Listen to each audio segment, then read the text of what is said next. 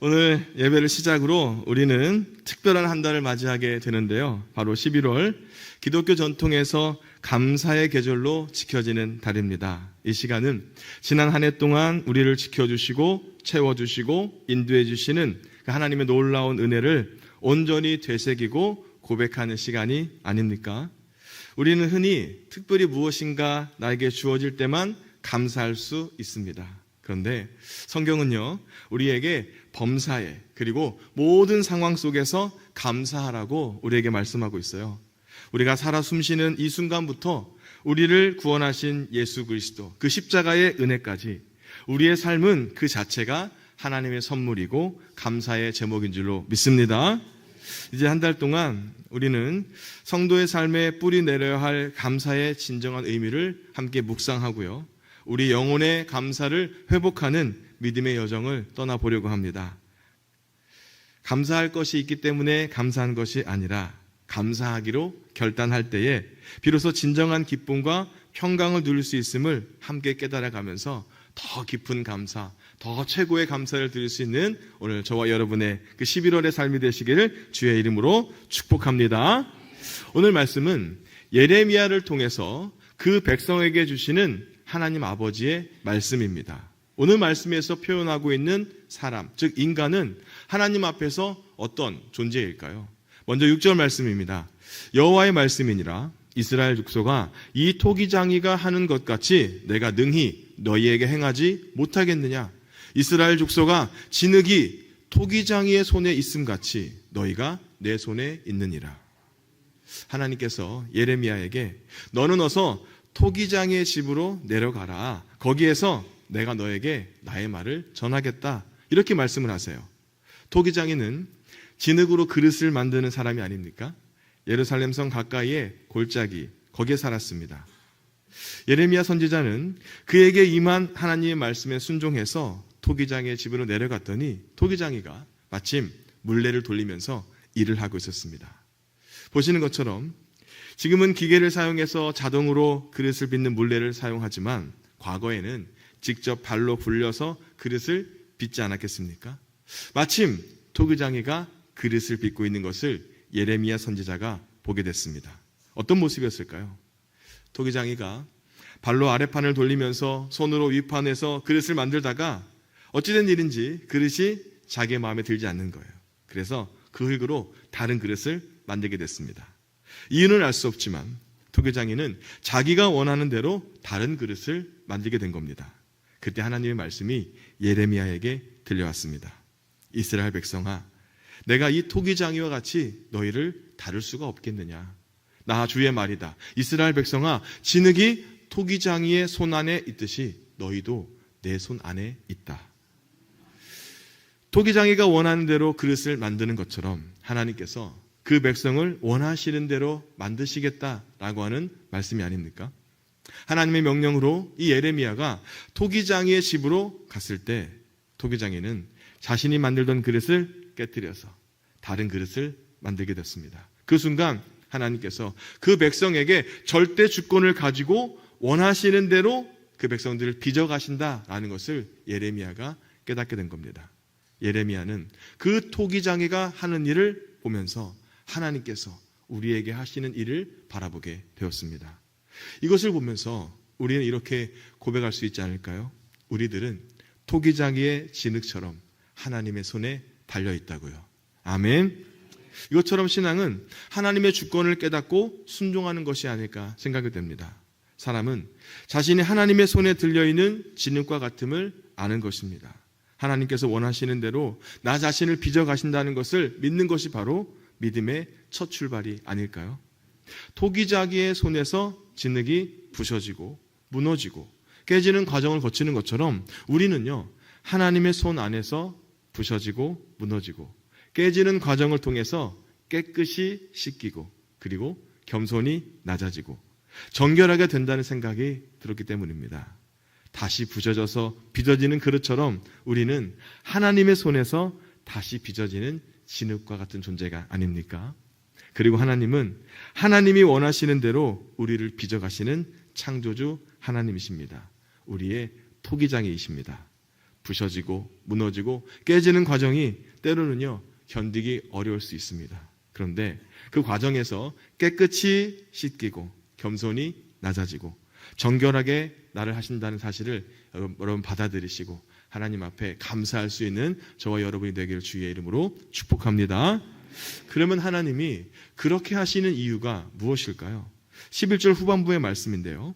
여호와의 말씀에 보라 내가 너희에게 재앙을 내리며 계책을 세워 너희를 치려하노니 너희는 각기 악한 길에서 돌이키며 너희의 길과 행위를 아름답게 하라 하셨다 하라.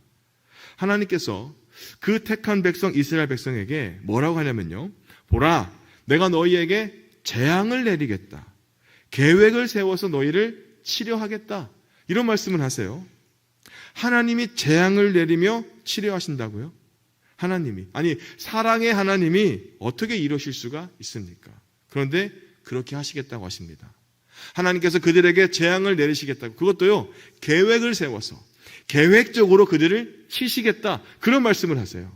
하나님께서 뭔가 단단히 화가 나신 모양입니다. 왜 그랬을까요?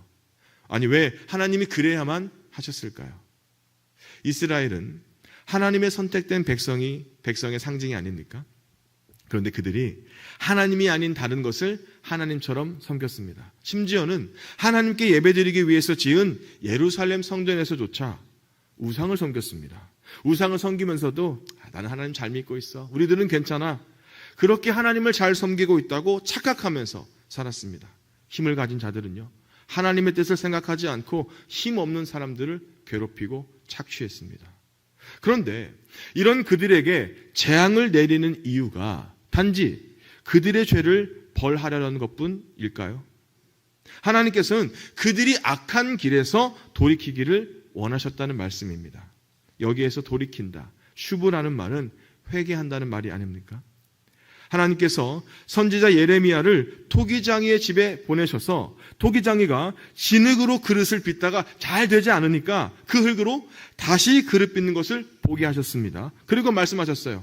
이스라엘 백성아, 진흙이 토기장이의 손 안에 있듯이 너희도 내 손 안에 있다. 그런데요, 하나님께서 어떤 민족이나 나라를 세우고 심고 부흥하게 말하였다고 하시더라도 그 백성이 말씀에 순종하지 않고 하나님께서 보시기에 악한 일을 하기만 하면 하나님께서 그들에게 내리기로 약속한 복을 거두시겠다고 말씀하셨어요.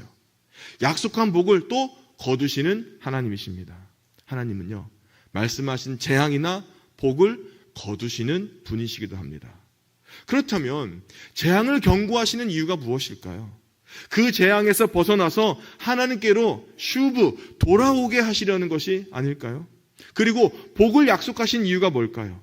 계속해서 복받는 삶을 살게 하시려는 것이 분명하지 않습니까? 계속 거듭해서 하나님께서 재앙을 말씀하신 이유가 그들로 하여금 하나님께로 돌아오게 하시려는 것, 이것이라고 말씀을 하고 계시는 거예요. 예레미야 29장 11절 말씀 보겠습니다. 여호와의 말씀이니라. 너희를 향한 나의 생각을 내가 아나니 평안이요 재앙이 아니니라. 너희에게 미래와 희망을 주는 것이니라. 사랑하는 여러분, 하나님은 재앙이 아니라 어려움이 아니라 고난이 아니라 평안을 주시기를 원하십니다. 혹시 여기 하나님의 자녀이지만 하나님의 자녀답지 못하게 살아가는 분이 계십니까? 이제 하나님의 말씀을 듣고 돌이킴으로써 하나님이 더욱 아름답게 빚어가시는 삶을 살아가기를 주님의 이름으로 축복합니다. 그런데 이 말씀을 들은 사람들은 어떻게 했을까요? 여러분이라면 어떻게 했겠습니까? 12절 말씀을 다 함께 읽겠습니다. 시작. 그러나 완악한 대로 행하리라 하느니라. 하나님께서 예레미야를 통해서 너희는 어서 각기 자신의 사악한 길에서 돌이키고 너의 행동과 행실을 좀 고쳐라, 그렇게 말씀을 하셨는데요. 그런데 그들이 말하기를 그럴 필요 없다. 우리는 우리의 생각대로 살아가겠습니다. 우리는 각기 내 악한 마음에서 나오는 고집대로 행동하겠습니다. 그렇게 이야기하고 있어요. 사람들은 여전히 자기의 마음대로 살겠다고 고집을 부리고 있습니다. 그런데 이런 사람이 있습니다. 로마서 6장 17절 18절 말씀입니다. 하나님께 감사하리로다. 너희가 본래 죄의 종이더니 너희가 전하여 준 바 교훈의 본을 마음으로 순종하여 죄로부터 해방되어 의에게 종이 되었느니라. 복음을 전하는 자 사도 바울은요, 전도자이기 전엔 오히려 복음을 박해하는 사람이 아니었습니까? 그런 그가 예수님을 믿는 사람들을 잡아오려고 저 다메섹으로 가다가 부활하신 주님을 만났잖아요. 그를 부르시고 세우시고 보내시는 하나님의 압도적인 은혜를 받게 되었습니다. 그래서 성경은 전에는 죄에게 순종하는 죄의 종이었지만 그 이후 의에게 순종하는 의의 종이 되었다고 말씀을 하고 있어요. 그 후 바울의 고백은 무엇입니까? 이 놀라운 일을 이루신 하나님께 바울이 이렇게 고백하는 거예요. 하나님께 감사하리로다. 아멘. 이런 일이 바울에게만 일어난 일입니까?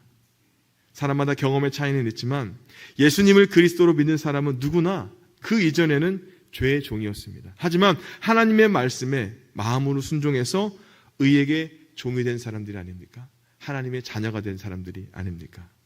그러니 우리 모두가 바울처럼 이렇게 고백할 수 있어요. 하나님께 감사하리로다. 하나님의 거룩한 자녀가 된 여러분, 이러한 하나님의 이끄심에 감사하시길 주의 이름으로 축복합니다.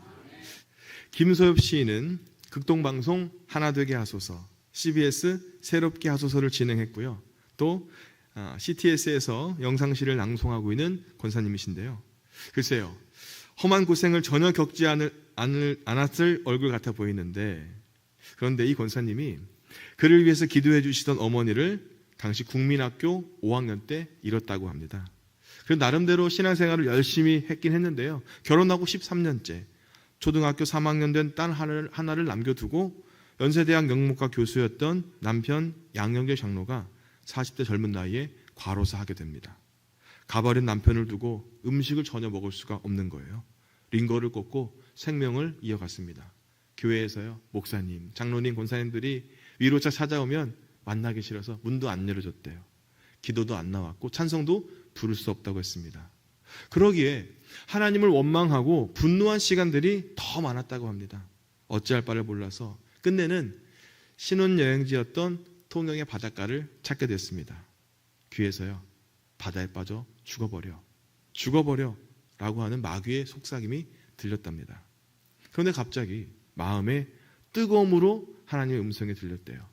바다는 묵묵히 그 고통을 인내하며 도리어 고통을 삭혀 소금을 만들어내고 있지 않니? 그러면서 그 고난을 소금으로 만들어내라는 하나님의 음성이 들렸답니다. 여기에서 바다에 뜨는 별이라고 하는 시가 태어난 겁니다. 제가 읽어드릴게요. 부셔져야 하리, 더 많이 부셔져야 하리.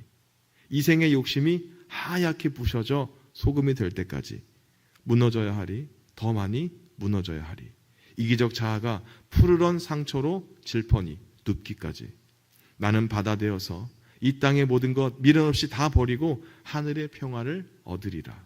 슬픔도 괴로움도 씻기고 부셔져서 맑고 깊은 바다 되어서 모든 부패를 삭히어주는 맑고 깊은 바다가 되어서 그 영혼의 바다에 사랑의 별 하나 뜨게 하리. 여기 시인이 고백하는 바다는요, 우리가 일상적으로 생각하는 바다는 아니지 않습니까? 부서지고 무너지고 깨지고 씻겨져 비로소 맑고 깊은 바다가 아닙니까? 우리는 내 자신의 고통을 어떤 말로도 설명할 수 없기에 때로는 답답함에 사로잡힐 때가 있습니다. 그래서 죽어버려, 포기해버려 라고 하는 간교한 속삭임도 들을 수 있습니다. 그런데 하나님께서는 저 바다가 새하얀 소금을 만들어내고 있다는 것을 깨닫게 해주십니다. 이 마음으로, 이 소망으로 우리를 이끌어 주십니다. 이런 말을 드린 적이 있습니다. 하나님은 부서진 것을 사용하신다. 더 정확하게는 고쳐서 사용하신 것이 아니라 새롭게 만들어서 사용하신다라는 겁니다. 어머니의 산고가 아니라 십자가의 고통을, 이것을 믿음으로 우리를 다시 태어나게 하시더라고요. 이것이 믿어질 수 있도록 이끄시는 분은 바로 하나님 아버지인 줄로 믿습니다. 사랑하는 여러분, 이것이 바로 하나님이 우리를 다루시는 방법이고 방식 같더라고요. 우리의 삶을 바라보십시오. 때로는 설명할 수 없는 고난과 아픔이 우리를 짓누를 수 있습니다. 왜 나에게 이런 일이 일어났을까 탄식하면서 우리의 마음이 산산조각 나는 것처럼 느껴질 때도 있지 않습니까? 우리의 자존심이 그리고 이기적인 자아가 우리의 계획과 욕심이 다 하얗게 부서지고 무너지고 나뉘어지는 순간들을 경험합니다. 하지만 하나님께서요, 우리의 그 깨어진 조각들을 버리지 않으시더라고요. 오히려 그 부서짐을 통해서 우리의 상처를 통해서 세상의 부패를 삭히고 생명을 살리는 소금을 만들어내시더라고요. 우리의 고난을 단순한 고통으로 끝내지 않으시고 맑고 깊은 바다로 우리를 이끌어 가십니다. 이제 우리는요, 감사의 계절 11월을 시작을 하게 됐습니다. 이 한 달 동안 우리의 시선을 바꾸시길 주의 이름으로 축복합니다. 나를 힘들게 하는 상황이나 내게 부족한 조건을 보는 대신에 나와 함께 하시는 변하지 않으신 하나님의 그 사랑, 나를 새로운 그릇으로, 아름다운 그릇으로 빚어가시는 하나님의 이끄심, 이것을 바라보고 더 감사할 수 있는 우리의 성도들이 되길 주의 이름으로 축복합니다. 하나님은 지금도요, 가장 절망적인 순간을 가장 강력한 감사의 고백으로 이끌고 계십니다. 우리를 다시 태어나게 하신, 때로는 무너지고 깨어지고 부서진 그릇을 다시 아름다운 그릇으로 만들어 가시는 그 토기장이처럼 우리의 삶의 모든 부서짐을 통해 마침내 맑고 깊은 감사의 소금을 만들어내실 그 주님을 찬양하고 의지하는 저와 여러분 되길 주의 이름으로 축복합니다. 이제 우리의 삶이 이렇게 감사의 고백으로 충만해서요, 하나님께 영광을 돌리는 저와 여러분의 발걸음, 그리고 11월의 모든 감사의 시간이 되시길 주의 이름으로 축복합니다. 따라하겠습니다. 하나님은 나를 아름다운 그릇으로 만드신다. 아멘.